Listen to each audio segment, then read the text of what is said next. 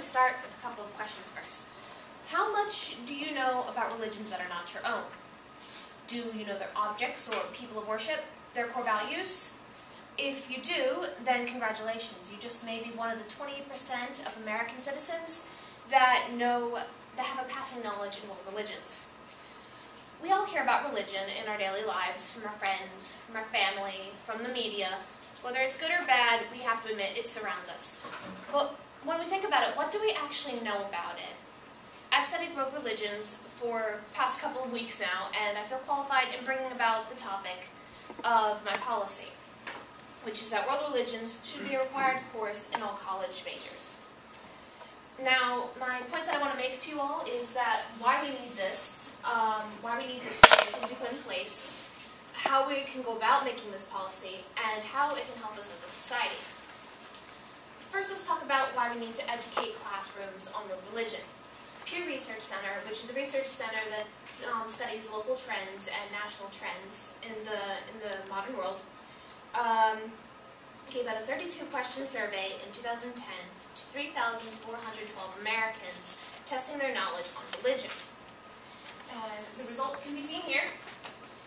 The questions included things like, what's the definition of atheism, teaching religions in schools, and modern religious figures. Things that we should know, but as can be seen by the graphs, only 28% have something over 65%, which would be a passing grade.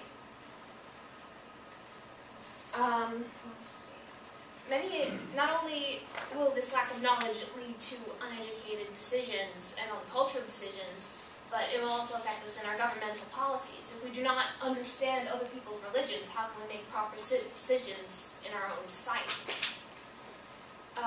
There are many agendas that are also based off of religion or lack of. So not only is this a present problem, but this was a problem in the past. The First Amendment thrived off of giving a freedom of religion or respecting those with a lack of a religion. And even today, this problem is debated in problems such as abortion and gay marriage. Now, avoiding religion could seem good, but there's just too much going on concerning religion and how it can be conducted and how it should be properly established in our society for it to be ignored. With the need for this policy being established, I would now like to present my policy to rectify this issue. The first thing that we can do is we can create a curriculum that is unbiased and educational. According to the First Amendment Center, the Supreme Court ruled that public schools may teach about the Bible, and in this case, we can extend that to all religions, as long as it is presented objectively and as part of a secular program of education. We can get these unbiased opinions from theology professors and religion professors in the college ourselves. Create this curriculum, which is something we've already done, and move on to the second step, which is present the curriculum to local colleges and see if we can get it implemented as a required course. On a small scale, this will help us see what are the good and bad of the policy, and it would also give us personal experience with the policy for when we bring it to the third step, which would be presenting it to the state to have it put into effect. From there, we can move from a national level, and we would have this policy firmly in place. With all these policies put into place, there will be many positive effects that come with it. First, it would present different ways of thinking. It would present new religions to those who would not know them. Say, like, your entire life you were raised Roman Catholic, and you knew nothing outside of your own religion. Where would you go to find out these different religions if you so desired to? This policy would be the answer to that question. It would also allow us to make good cultural decisions. Say we wanted to study abroad one semester in India. Do we know anything about Hinduism? A world religions class could help us with that. The second thing it will do is it will enrich school subjects like art, history, and public speaking. Krista Kafer, an education policy analyst, states that religion has played a significant part in history and the arts, and continues to do so today. Thus, a wide spectrum of experts say that religion is necessary for a well-rounded curriculum. With this knowledge of religion, we can make good assumptions about our audiences in public speaking as well.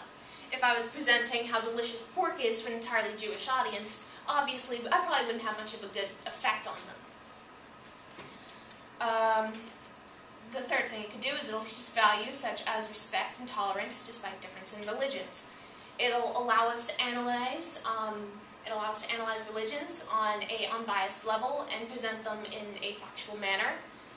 which will, with these unbiased presentations, we will learn to respect others for their faiths. Now, the final point I want to make is what we can do about all of this. I have presented the need for it, I've presented the policy, now what can you guys do to help out?